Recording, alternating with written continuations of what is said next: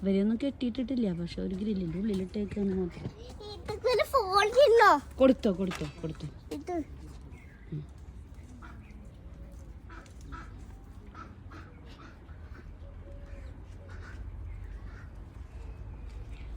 അതവര് നക്കി നോക്കണല്ലോ, അത് കരിവേപ്പിന്റെ അല്ലേ, അത് തിന്നില്ല.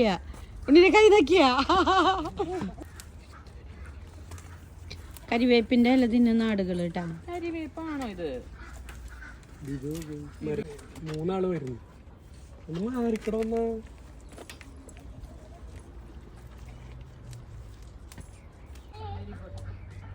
ഒരുപാട് കരിവേപ്പിന്റെ തയ്യ് പൊടിപ്പിക്കണ കണ്ട, വലിയൊരു കൂറ്റൻ മരമാണ് കരിവേപ്പിന്റെ, ആര്യവേപ്പ്. ഇത് വേണ്ട, ഇത് കമ്പോസ്റ്റ് ഉണ്ടാക്കിയിട്ട് ഇട്ടിട്ടുള്ളതാണ് കേട്ടാ.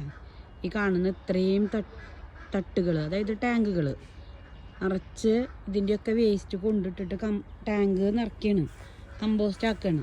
അതിന് ശേഷം അവർ ഇതിൽ കൃഷി ചെയ്യണം. ഇതിൽ തന്നെ അവർ പറയണമെന്ന് വെച്ചെങ്കിൽ ഇതിൽ വേസ്റ്റ് ഇട്ട് കമ്പോസ്റ്റ് ആക്കി കുറച്ചും കൂടി മണ്ണ് മിക്സ് ചെയ്ത് ഇതാ കൃഷി ചെയ്തിട്ടുള്ള കപ്പയാണിത്.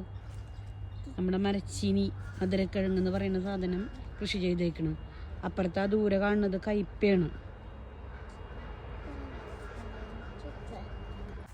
ഇതിലിപ്പോൾ അത്ഭുതം എന്താ വെച്ചെങ്കിൽ, ഇത് നമ്മൾ നടക്കുന്നത് ഒരു വിദേശ രാജ്യത്താണ്.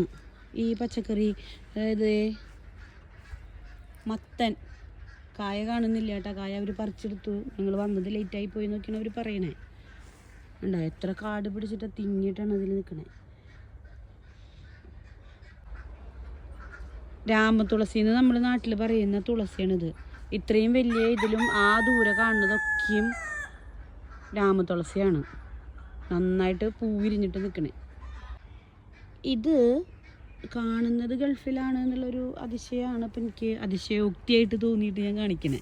ഇതിൻ്റെ ഉള്ളിലൊരു, ഇത് ഗൾഫിൻ്റെ തന്നെ ഒരു സാധനമാണ് കേട്ടോ. ഇതിൻ്റെ ഉള്ളിൽ നിൽക്കുന്നൊരു കായ നമുക്ക് മത്തൻ കുമ്പളൊക്കെ പോലെ തോന്നും, പക്ഷെ ഇതല്ല. ഇതിൻ്റെ പേര് എനിക്ക് ശരിക്കും അറിയില്ല. ഇതാ ഇതിൻ്റെ ഉള്ളിൽ കാണുന്നുണ്ടോ ഇങ്ങനെയാണ് നിൽക്കുന്നത്. അത് ഇവർ സാലഡിലൊക്കെ ഇടുന്നതെന്നാണ് എനിക്ക് തോന്നുന്നത്. എന്തായാലും നല്ലൊരു കാഴ്ച. ഇഷ്ടംപോലെ എല്ലാ സാധനങ്ങളും, ബീട്രൂട്ട്, ഇതിലൊക്കെ ബീട്രൂട്ട് നട്ട് പിടിപ്പിച്ചിട്ടുണ്ട്.